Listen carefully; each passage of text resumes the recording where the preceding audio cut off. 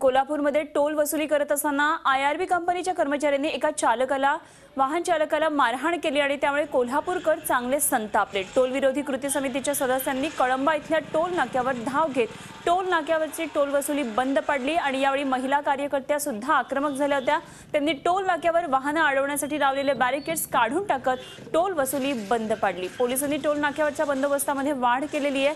IRB कंपनीचे कर्मचारी हे वारंवार वाहन चालकांना धमकावून मारहाण करण्याचा प्रयत्न करत आहेत, पण पोलीस प्रशासन त्यांच्यावर कारवाई करत नाही असा आरोप टोल विरोधी कृती समितीच्या सदस्यांनी केले आहे। इथून पुढे सुद्धा माझी एकच भूमिका आहे की आयआरबीला आम्ही पळवून लावणार नाही। आता अशी परिस्थिती आहे की त्यांच्या चिंधड्या करून आम्हाला त्या बॅरिकेडमध्ये घालून चिंधड्या करून हे करायचे, त्यांची नायनाट करायची पाळी आलेली। करवीर पोलीस स्टेशनवाली म्हणले तुला काठी घेऊन माराल ते, तलवार घेऊन माराल ते, काय नाही बंदूक गन बिन होती काय नाही, असं ते उलट माझ्याशी बोलत होते। तक्रार घेतली, परंतु त्यात माझी चीन हरवली म्हणून लिवा म्हटलो, माझी चीन काढून तिने घेतली। झी 24 तास रहा एक पाऊल पुढे।